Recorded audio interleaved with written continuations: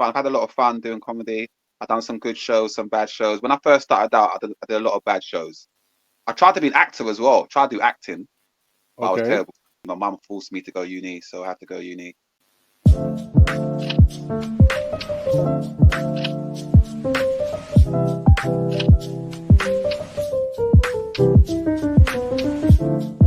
Hi guys, welcome to another edition of Behind the Funny. On this week we have the Junior Booker, up and coming rising comedian who's doing brilliant things on the circuit.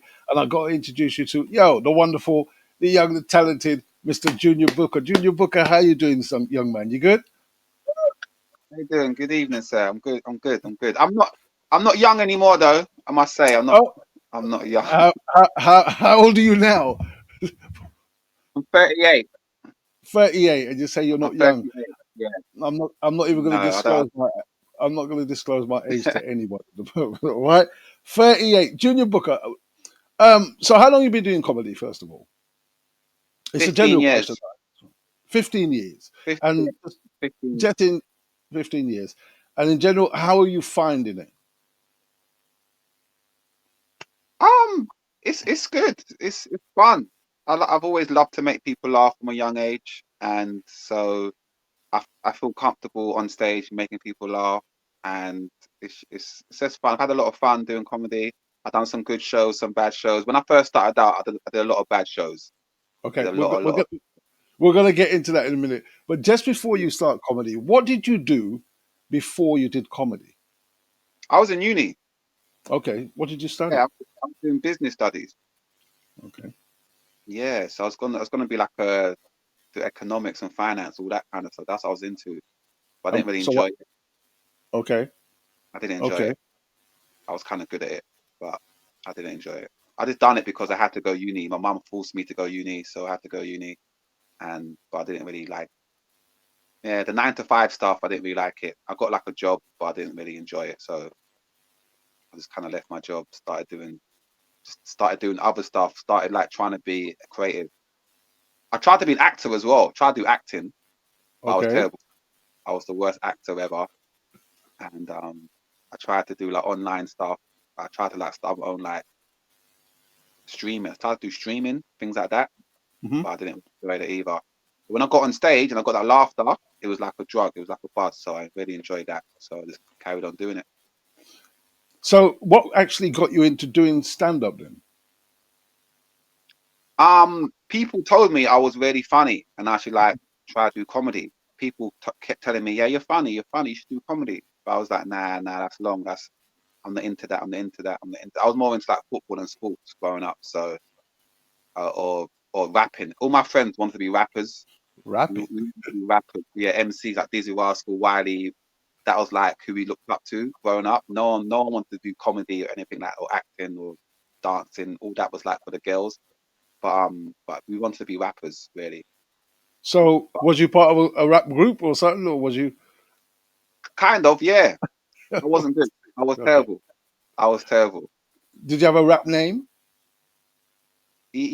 Kind of, yeah, Come on, yeah. tell us what was your rap name, bro? Uh, MC Drips, Okay, MC, yeah, DRIPS, yeah. But I didn't go very far. I was terrible. But I thought in my head, I thought I was good. You can't really tell how bad you are mm. until like you kind of hear yourself back. You think, wait a minute, wow, is that how I sound? So I gave that up very very quickly. So yeah. Did you release anything on YouTube or anything like No. that? Anything like that?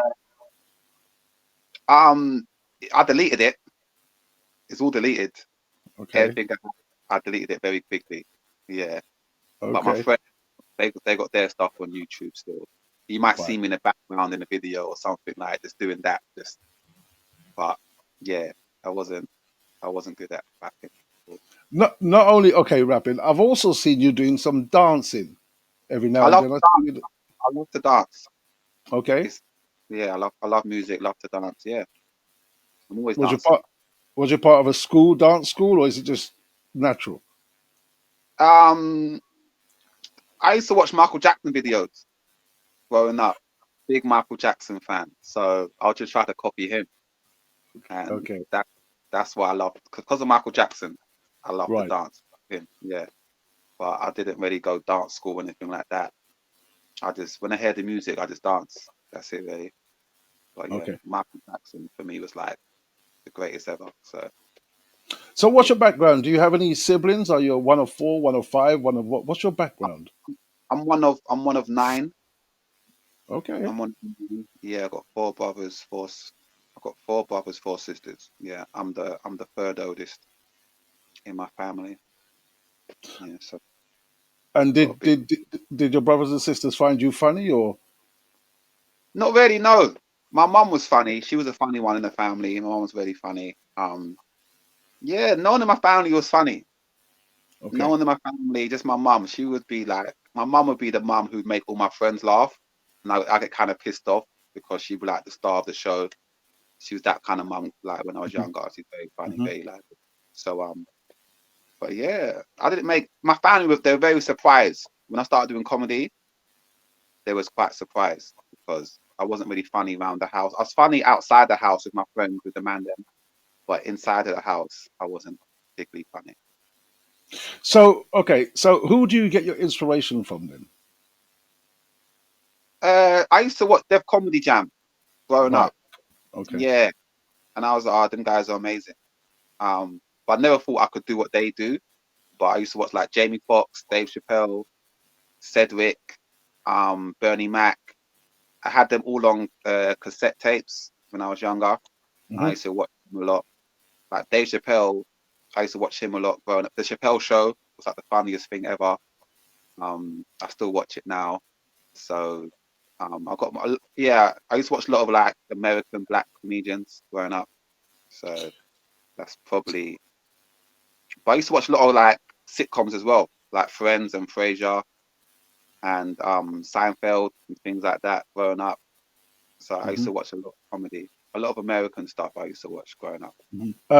Did any of them influence you, or did you just watch them to see what comedy was about? Yeah, I used to watch them and then kind of like just copy their style when I was with my friends, like Right. kind of like Right. imitate them. But I wasn't trying to be a comedian. I was just trying to be funny, trying to stand out. And but yeah, I used to.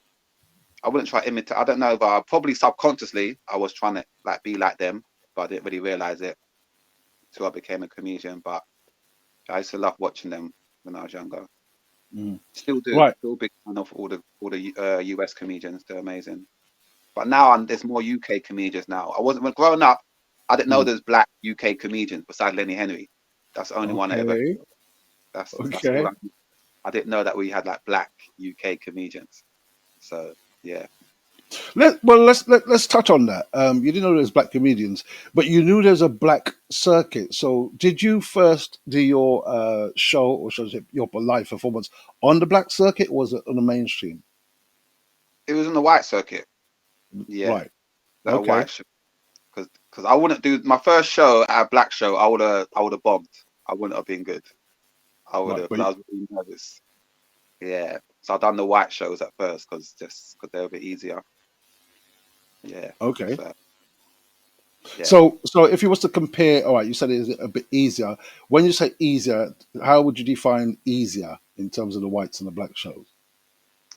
Well, if you're a new comedian, when you do the white show, they just sit there. If you're not funny, they just won't laugh Right. and wait for the next joke. So that's easier. But at the Okay. at the black show, if you're not funny, they'll let you know you're not funny, and they might start cussing you and heckling you, and then just it gets a bit confrontational at times as well. So Mm. that would be the main difference. But the energy at black shows is better. It's more because if you're good, you're really good. If you're bad, you're really bad. So it's just the highs and lows Mm. comedy. So, I mean, in your world, because I've noticed things have slightly changed. I don't see I see the black audience are getting a bit more tolerable. Sorry, in Yeah, terms they of are. when a bad comedian's on stage. So, when you suffered your first, or shall I say, what do they call it, dying moments on stage, was it in front of a mainstream audience? No, It was no, like, it was I think it was like Kojo's, Cooks. oh, really? Yeah, it was Cooks. Okay, okay, 2000, right. yeah, 2010. I was like 23, Okay. and I went Cooks. Yeah, that was. That was bad. Okay, And you got to like kind of walk through the crowd to get off stage. I know it Yeah, there's well. no like, And so there's no like, so there's no yeah, hiding place in there's no courts. hiding place. Right. And Okay. I stuck around as well. I stuck around to talk to people as well. I didn't leave. That's I good stuck on you. around. Oh, no. Yeah. Good on you, because sometimes when comedians actually bomb, they get away quickly. You stuck around. How did it affect you long term in terms of bombing? You just get thick skinned. Okay. You just get thick skinned, and because if you that's like the worst thing that could happen. So once you've been through that, you're not Mm, scared of anything mm, really. So and when I done Kojo, I bombed. I went back the next week. Kojo was like, yeah, come back whenever you want, bro. Come back, which I always appreciate him for that because he let me come again the next hmm. week, and I bombed again. To be Okay. honest, Yeah. Yeah. Go on. Go on. but then the third time I went, I killed it. I smashed it. Yeah, and I still got the footage from that show when I had my dreads. So Okay. yeah, Yeah. Let me try and go back into that. What did you learn from the bombing, from the two shows, for you to come back on the third show and do so well? What was your learning experience? Because you did it kind of quick. You came back kind of quick. Because a lot of comedians would have given up, but we'll talk about that in a minute. no, I just learned to be more confident, but not overconfident.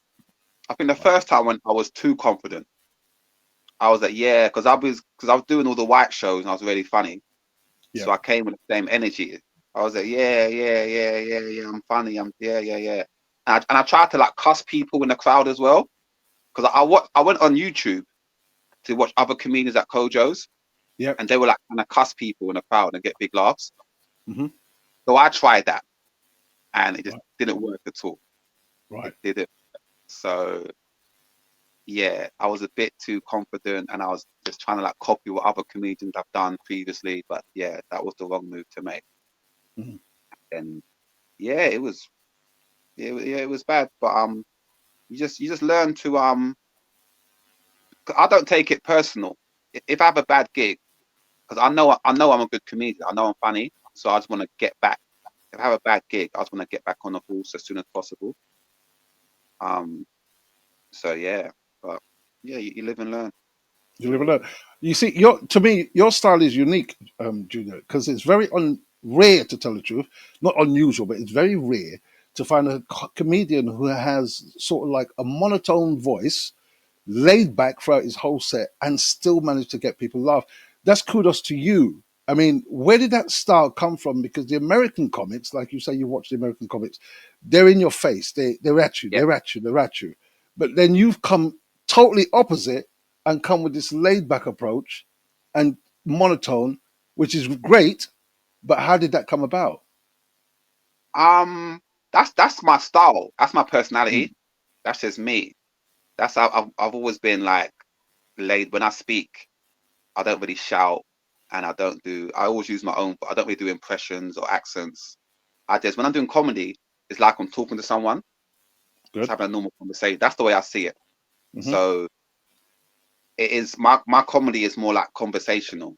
I'm just like, hey, what's your name? And then I just do some jokes from that situation and just like progress from there. So I don't really feel like I'm a performer. Okay. Um, yeah, that's why I prefer the smaller shows. Because when I do the bigger shows, I have to cut my comfort zone and kind of like walk around the stage and like just be a bit more extravagant with it. But that's just my style. I didn't really like. That's just me. I don't really know. I don't see myself as laid back. When I'm on stage, I don't feel like I'm being laid back. But when I watch myself back, I guess I am quite laid back. But Mm. I'm not trying to be laid back or anything like that. And it's probably because I smoke a lot of weed as well. So that's probably what makes me. No, no one would have guessed, Junior. No one would have guessed. All right. You mentioned that your style. Well, it's your style, and you're very comfortable in front of smaller audiences. But Yeah. as you grow in the industry, and you're going to find this anyway, you're probably doing this now. I know you are, but I want you to answer. As you grow in the industry, you're going to find that you're going to be performing in front of 2,000, 3,000 people. How are you going to adapt your style from that smaller room to engage with all the audience? Because you're going to have to use the whole stage. Yeah. So I try to just walk around the stage. Just try to walk across the stage and be louder. And also, I've got like different jokes for different venues. So if I'm doing a bigger show, I've got jokes that will make everyone laugh, basically, like 2,000 people laugh. And if I'm doing a smaller show, I could like do more niche jokes. But when I do the big black shows, I do the big black jokes. I've got like jokes about African, jokes about Jamaicans, jokes that everyone can get, Mm, basically. When I do the smaller shows, I might talk a bit about like politics or just what's going on in the world right now, things like that. When I'm doing the big black shows, I do like jokes that will cater to that audience. So I change mm. my jokes for different crowds, different venues, different situations. I've got different sets. So what is your writing process? Do you write, or do you just is it just off the top of your head? No, I'll think of something Hmm. and then I'll write the topic down, and then in my head I'll expand on the topic, but I don't write the whole joke down. I just write the topic. Then when I get on stage, I'll see where the joke takes me because I run my own shows, so I can like just like try out stuff all the time. Hmm. Hmm. So a lot of the times the jokes ain't really that good, but because it's my own show, I can just do what I want and I can just try out stuff. So I don't write the whole joke down. I just write the title, and in my head, I'm expanding the joke. When I get on stage, I can just start talking about the subject matter and to see where it takes me.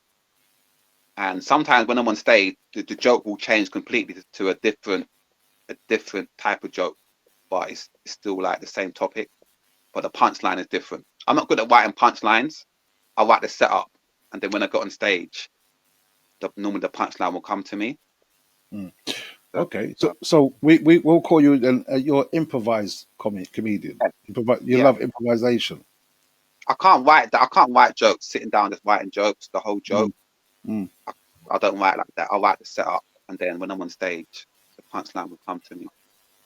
mm. Do you find that so you're comfortable with that, but there's a risk you're taking when Yeah, you do that. You do, yeah. yeah, yeah. The risk, big risk. Mm, But I can always like style it out and then make a joke about how that joke was shit, or just say something to make it funny in the end. But if it's a big show and I'm getting paid big money, I won't do that. right. But if it's a show like one of my shows that I won, I'll just say Mm, whatever I want and see what sticks, see mm, what happens. Just have mm, fun with it. mm. Let's talk about your shows because you've when did you start putting together your own shows, and what was the reason for you doing that? Straight away. Mm, Um, my first show was after like 3 weeks of being a comedian, wow. and that was Okay. because I would go to shows. I live in South London. I'd go Hmm. all the way to like Kentish Town, and they'd only give me 5 minutes, Right. and Right. that's long. I was like, I'm funny. Give me 10 minutes. They're like, no, you're nobody. We don't Mm, know who you are. We can only give you 5 minutes. And then it was hard to get gigs in South London when I first started out. So I thought, okay, I'll just do my own gigs because I knew a lot of people already on the ends. So I just done a gig in my own ends, brought all my friends down, brought my family down, and we had fun with it. It was like I didn't know what I was doing really. It was like it was a terrible show in terms of organization, but I had fun. hmm. A lot of the comedians didn't have fun because Hmm. it's me on stage doing jokes for my friends, basically. Right. That's what it was. So so a lot inside joke just for me and the man them, like at first. And then when I started like getting a bit more well known and getting like a proper crowd in, then it turned into a proper comedy show. But for the first year, it was just me and my friends, Mm. really. So yeah. And I thought, do you feel there's a need for more black shows like that, or? Yeah, there is. Yeah, black shows where Mm, you can try out new material in front of a mm, black crowd. Yeah, definitely. There's not many shows like that. Um, I don't know if there are any shows like that really. There's a lot of white shows where you can try out new material, but not many black shows. So we definitely need more black shows where you can like try out new material. mm. Okay, because I slightly view things just slightly different to you because I don't know if it's the years I've been in the game or my age, because I don't actually write jokes for black or whites. I just write jokes. Do you see what I mean? Yeah, yeah, And I find that it's a much better advantage when you do that, because if you can make every type of person laugh, then kudos to you. Yeah. yeah. Um, when you say now audiences, and in terms of what where you're going, what do you prefer to do in terms of white shows, black shows? I prefer black shows. Okay, Prefer the okay, energy. Prefer the okay. energy. Yeah, prefer the vibe. Um, uh, yeah. I've always liked doing black shows. I like doing white. I like doing all shows, but Hmm. yeah, I always preferred because when I first like done Kojos and I done really well, I I just I stopped doing white shows after a while. I only done black shows really. Yeah, Okay, but now I do both. But it's hard to do both because it's different energy, different styles, different vibes. So when you're doing like a black show one day and a white show next day, it's like you got to change your energy, change your vibe up. So a lot of comedians don't do both black shows and white shows. They normally stick to like one section. Um, yeah, how are your shows going then? The shows that you do, and where are yeah. they? They're in Brixton at the moment. Okay, Um, yeah, it's like normally on Wednesdays or Thursdays, but if I'm free, sometimes I'm not free. I can't do it every week. Um, but the venue's really cool. They let me use the venue whenever I want. So I got two venues in Brixton, and they're both really cool. So and they're both very flexible. So like I can use the venue whenever I want, really, on the weekdays, not really the weekend, but on the weekdays. They're really cool. So and they're fun shows. There's people just come down. It's free entry. People come down. I let people know that it's like a new material night. Some of the jokes are going to be shit. Some of the comedians are just trying out stuff. yeah, Some of these guys are new comedians who are nervous, so bear with them. They're young, they're new, and yeah. And I've through my shows, I've met a lot of amazing comedians, and I've like helped a lot of the younger comedians like progress in their comedy journey. I've had like people who are big names now started out doing my shows and getting confidence from my shows, and now they're doing amazing things. So I'm proud to be a part of people's journey in the comedy okay. game. That's Yeah, interesting. How long are you going to keep this going up for? Doing your own shows? I'll always do my own shows. This Yeah. year I want to do my own like one man shows and Okay. make some money. I don't make money from the Brixton shows.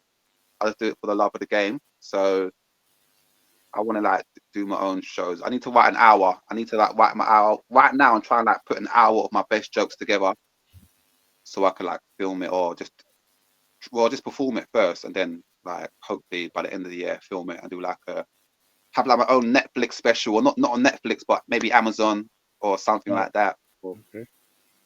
or whatever app. Yeah, You're you got doing. You're doing. You've recently opened for Kane Brown. Is that right? yeah, Yeah. yeah. How did that go for you? Yeah, it was good. Kane Brown's doing big things. He's amazing, man. He deserves all the success that he's got. He's been in the game for a while now, and it's fun. I've got a lot of new followers, got a lot of new fans, a lot of new admirers. It's fun. Yeah, Hmm? it's over now. We done like I've done about 30 dates between September and December. Um, all the shows are sold out all over the country. Went to like Plymouth, Norwich, Birmingham, Epsom. Yeah, he's doing really well. Luton. Yeah, that was fun. That was good. Now you're getting yourself on the market and you're getting a bit established now. Do you find that people expect you to be funny all the time, even when you're off stage? Yeah, they do, but I'm funny off stage anyway. So I don't mind that. I'm a funny guy. So, but yeah, if I'm at a show, I'll be Yeah. funny off stage when I'm at a show. If I'm just on the street, I don't like seeing like when I get recognized in the morning when I'm going to get some milk and people want to talk to me and they want to have conversations. I don't like that because I'm not funny in the mornings or in the daytime really. Okay. So I don't like getting recognized when I'm on the ends and things like that. They especially when I want a picture or a selfie and I ain't even washed my face yet, I look like a mess. Uh, I don't like that. When I'm out at a show or I'm out at a club I don't mind getting recognised, and I'll bust jokes with people that I'll be funny. Um, yeah, but yeah, they do expect you to be funny, but Mm. I like to be funny anyway, You like to be most of the funny anyway. Are there any topics that you yourself would stay away from? time. There's certain things I don't joke about. Mm.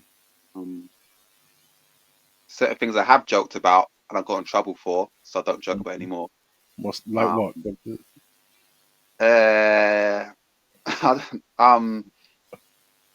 uh, just, I don't want to say, but like gay jokes about gay people. Um, I got in trouble a couple of times for that. Jokes about, I think I did a joke about Israel Palestine, and Okay. people didn't like that. The crowd didn't like it. It wasn't even funny, so I thought, okay, let me not even touch on that subject again. Um, but yeah, there's certain things I just don't. I don't make jokes about Mm. really. Mm. There's not Mm. many things though. There's a couple things. Just only because I'll get in trouble. If I couldn't get in trouble, I'll joke about anything. But because nowadays you get in trouble, if I was like Ricky Gervais or Dave Chappelle, I'll say whatever I want. Because them man, you can't cancel them man. But someone Mm. on my level, like I'll get in trouble. So I gotta look at the bank balance to think about that before I make certain jokes. Right. So you would say that you're very PC then, Because I have to be. right? I don't want to. I'm not PC, no, but sometimes I have to be. Like sometimes I have to be. When I do certain shows, they tell me don't joke about this, don't joke about that, don't joke about this, don't joke about that. But the more you Okay. tell me not to say something, the more I want to say it. So sometimes I might slip up every now and again, but Mm. I try to respect what the promoters want, especially because they're paying me. So if they say they'll make a joke about certain things, then I won't make a joke about certain things. Mm. Okay. You're on the internet a lot. How are you finding that the internet side of things, the social media side of things? Social media's cool, it's fun. Mm. Um, I like to post stuff. I like to post stupid stuff. I like to like watch on social media. I'm on Instagram. That's it. I don't use TikTok or Snapchat or anything like that or Twitter. I use Instagram, a bit of Facebook, and it's good to promote your stuff. You get a lot of fans on social media, and Yep. it's just good for promotion, good for networking. Um, it's fun. I'm not like viral or anything like that. I've got like 18,000 followers on Instagram. That's not really that much, but it's decent. Um, but it's fun. I like to do videos. I got to do more videos this year. I'll try to do like 2 videos a day and just try to get out there more on social media. Okay. So I'm going to ask you then. If I was to ask you, what does success mean to you? Yeah, well, let's go for that one first. What does success mean to you as a comedian? Wow. Just being the funniest comedian, really. Yeah. When I just being funny. When I get on stage, I want to be the funniest comedian on that night. So I'm quite competitive. I want to be like the funniest comedian. So when I see someone going before me and they're really funny, I want to be even funnier than that. So success means just being the funniest you can be, and obviously like making money as well and things like that is important. But as a comedian, it's important that you're just the funniest that you can be, really. So Okay. yeah, and And making money as well. I do okay. I make money doing comedy, and I'm very blessed to do that. I'm very fortunate. So um, but I don't really look at the money side of things. I look at how funny I am, and yeah, how good I am as a comedian. so you define your success will be being the funniest, and Yeah, also be and also it has to come with monetary value. Is that what we're saying with yeah, you? yeah, yeah. But I'm never really. It's not important. That's not important. That's that's not really the most important thing for me. Money is not. Money's never been that important to me. Because that's not what drives me. When I go on stage, I'm not thinking about money. I'm thinking about how much I'm making people laugh. So Being the funniest.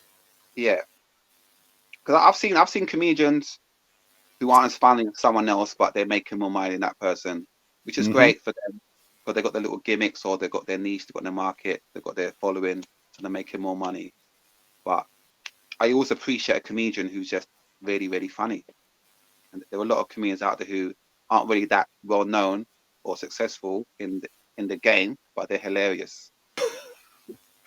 He didn't say nothing. He just looked away like, I think, yeah, I say I know, but I know all about that. But I was going to say, what comedians would you like to work with in the future that you haven't worked with already?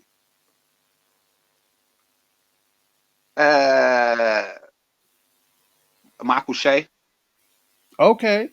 yeah, Oh he's yeah, hilarious. from Yeah, America. Yeah, yeah, yeah, I Michael. know. Um, I've worked with everyone, to be honest, that I've wanted to work. I've worked with Dave Chappelle. Um, but yeah, Michael Shea, like Jamie Foxx is like my favorite comedian ever. So I'd love to just to meet him. That'd be amazing. But in the UK, I've worked with all the biggest comedians like Richard Blackwood, Kojo, Slim, Kane, Axel. So um, How yeah, comes my name's not getting mentioned in this? What is wrong with this guy? What the fuck is wrong with this no, guy? You mentioned that. Jesus Christ Almighty. Okay, so what about doing comedy abroad? Ever thought about going abroad to do the comedy? Comedy? not really. Not really. I don't really want to do comedy abroad. I don't You don't really. want to. You just want to focus on the UK. Yeah, I'm from the. I don't know. I would want to go to America. Just Yeah. yeah, one day, just as a fan of comedy. I but I don't really want to go to America to do comedy. I don't think they would get me. 'Cause I'm very English, so sometimes when I go up north, they don't get me because I'm very like South London. So but I would love to go to America to do comedy, just to say to tick it off the list. But I ain't to do comedy that much. I've been to Amsterdam a few times, and that's it really. I've been in Edinburgh, Scotland, but yeah. But everyone says to me I should go to America. If Okay. someone wants to pay for my ticket and my hotel and Yeah. accommodation to go to America, then I would definitely go out there. But Right. I I don't mean, really like. I'm not really. Yeah. But yeah, one day I will go to America. Definitely. do you do you have any pre-show rituals you do before you go on stage? I dance. You do your dance, Yeah, and I that's dance. your thing. Yeah, that's my thing. I dance. Yeah. Dance, yeah. 'Cause I got like that anxiety, the nervous energy in me, so I've got to like do something so I can get it out of me. So yeah, I dance. That's good. How do you know when one of your jokes is ready? Like you said to me, you know what? This this is ready. I'm doing this. How can you know that to yourself? If it makes me laugh, Really? yeah, if I laugh at the joke, yeah, if I find it funny. If it makes me laugh, I feel fuck it, yeah, they're ready for this. This is hilarious. So if the joke don't make me laugh, then I won't do it. But when it makes me laugh, stuff, yeah. Because So have you gone out there and done a joke that you thought is ready and it's like, oh, this wasn't ready, yeah, oh yeah, lots of time, bro. Okay. loads of time. But it's the risk. It's fun though doing new jokes. It's just Yes. you buzz out of it. When you do the same joke, like when you're doing old jokes, you know it's going to be funny. You know people are going to laugh. When you Hmm. do a new joke, you do get like a buzz out of it. You think, wow, I hope this goes well. So It's almost like a test to yourself. Yeah. yeah. To test to see your skills, how far your skills can go. And that's what I was going to ask you. How often do you change your material? Um, I try to do it like when I about every 6 months. Like if I do a joke for 6 months, I'll start getting bored of it. So Okay. that's change it. And when I'm bored of a joke, I don't perform it with the same energy, and it's not funny anymore to the even to the crowd. It's Mm. just I'm thinking that I'm just not ready. My heart's not in it. So, but I always like I'm always because there's so much stuff going on around the world or social media. I'll see stuff on social media, and I think, oh, that could be funny. That could turn into a joke. Or so I'm always trying out new stuff. Every week, I like to do at least one new joke every week. That's good. So yeah. Mm. That's good. But, but sometimes I'll do the same joke for like 2 years um because it's still funny to me. It's one of But your favorites. Yeah, one of my favorites. Yeah. Hmm. Um, if I'm struggling at a gig, I'll go for the old classics. Yeah. If I'm doing new stuff, if not working, I'll bring out the old classics. So yeah. What I picked up on you, right, is that you sometimes you share. What I find is one of the most funniest things that you do is when you share personal moments about yourself. Like you've got this thing you say about your father, yeah, and people are always, oh well, is it true about is his father? Has he not really seen his father? Do you know what I'm talking about? You know that joke. I have to ask you: is that joke based on reality, or is it just something that you thought of? I don't talk about my life, my personal life. I'll make Mm, stuff up. Yeah. So right, if I so it's talk all about my, made up, it's all made up. If I talk about my family or things like that, it's all made up. I don't. I'll right? just make random stuff. Yeah. Sometimes people come up to me like, "Oh my God, that's your dad. That's terrible." It's just a joke. I do. Yeah. Everything about like my mum and dad or my family is completely made up. When I talk about my upbringing as well, Right. yeah, it's all made up. Okay. So Okay. I'll say jokes like, "Oh, I was poor growing up." I wasn't poor growing up. So, but I'll just make a joke about that. Hmm. So, or my mum beat me growing up. She didn't beat me growing up really. So What? There was nine of you. You didn't get beat. there's too many of us. She couldn't keep track. Yeah, And she'll what? be tired. Yeah, she's fine. She'll be tired. So, how has comedy itself has helped you in your personal life? Good question. Uh, it's helped me. It's helped me be more confident. I guess I would say. 'Cause I was probably a bit more shy when I was like a bit younger. Um, and it's helped me to speak up more, especially when I'm around like when I was younger. I would never like if there was older people around. I would never speak. I'll be quiet. But now I'm confident to speak to whoever and things like that. So and it's helped me just with my confidence because I was a bit shy around like large groups of people, but now I'm not really. Um, yeah, I wouldn't say it's helped. It's not help. It's some things have been bad because like drinking, I drink probably too much. When I do comedy shows, there's always a lot of alcohol around, so that's Okay. something I have to like calm down with and not drink. Every time someone offers me a drink, I've got to say no sometimes. Um, and but yeah, it's been good. I've had a lot of fun. I met a lot of cool people, amazing people. Hmm. Um, but I'm still the same person. I'm still the same person. I still like to smoke weed with my friends and watch football with my friends and family.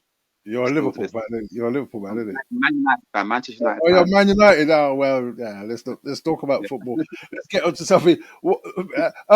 What's the best advice that probably a senior comic, to tell the truth, or in fact anyone has given you, in terms of comedy or in life in general? Um, Best advice in comedy. The best advice would be I think don't let the crowd intimidate you. Okay. And don't let the crowd take over you. Don't be in control of the crowd. You're the man on stage. You're in charge. You're in control. Remember that. You got the mic in your hands. Mm, You got the power. That's probably the mm, best advice. I think Kojo told me that when I was mm. starting out. Well, I'm So going to give you a piece of advice right now, and my advice to you, Julia, is just be true to yourself. All right. And when you look into that, you'll understand what I'm saying. Just be true to yourself. Like in the beginning, I told you that your style is very monotone, it's laid back, and you've managed to master that. And not many people can do that, but you managed to do it. So, with that in mind, just stay true to yourself. You've also said that you don't really go in front of big crowds because you find that you have to be more energetic or whatever. No, just be true to yourself. Your style is actually is quite unique, all right? And it's going to be an advantage to you if you be true to yourself. That's the advice I give you. Um, but another thing is, what advice would you give young comics coming up, the ones younger than you? Because 15 years in the business is not, you'll find it's not long at all. Yeah. They say that you probably 15 to 20 years is when you start becoming, oh, really, really good. But you've climbed the ladder very quick. All right. So that's why I would say, what advice would you give to younger comics? Um, don't be scared to try to get out of your comfort zone. Don't be scared to fail. Hmm. That's what I was thinking. Don't be scared to fail. Hmm. Yeah. Don't be scared. Yeah, don't have no fear. And don't when you're on stage as well, don't show no fear. Be confident. Because when you're confident, the crowd believes in you more and it's easier for you to like perform effectively. Yeah, don't and just do it. If you got an idea, just throw it out there. What's the worst that could happen? Because yeah, that's it really. Good 'Cause, man. yeah, yeah. Good man. Well, Junior Booker, man, first of all, tell people where they can find you, or your social media handles, or where you're next performing, and the venue where you do your open mics. Let's all know. I'm on Instagram, Junior Booker. I've got two venues in Brixton, the Brixtonia and the Brixton. Um, the dates are on my Instagram. The next shows, I'm not too sure when the next shows are going to be. But yeah, but check my Instagram and you'll find out. I got a lot of shows coming up as well. I need to create a mailing list so I can just send out all my shows. I've got like a lot of shows coming up that I'm doing. Okay. With like yeah, Okay. Catford. Well, I think I'm in Catford, February the 15th. Check out that show, Catford Valentine's Day, Broadway Theatre. the Broadway, big show. Okay, that's good. And who's that with? Andrew Foster. Okay, right, right, Yeah, right, right, right. or Good, great, great. or the other Andrew. I don't know. I'm not too sure. I get them mixed up. Junior, it's been a pleasure to have you on Behind the Funny. This is Junior Booker, and you can find him, like he says, on all his social media handles. And you can, oh man, he is, for me, he's one of, like I keep saying to you, he's unique. You need to go and see him and perform, and you'll understand why I say he's very unique. Ladies and gentlemen, thank you for listening to Behind the Funny. Don't forget to subscribe to the channel. Take care of Subscribe. yourselves until 11. Yeah, subscribe, subscribe.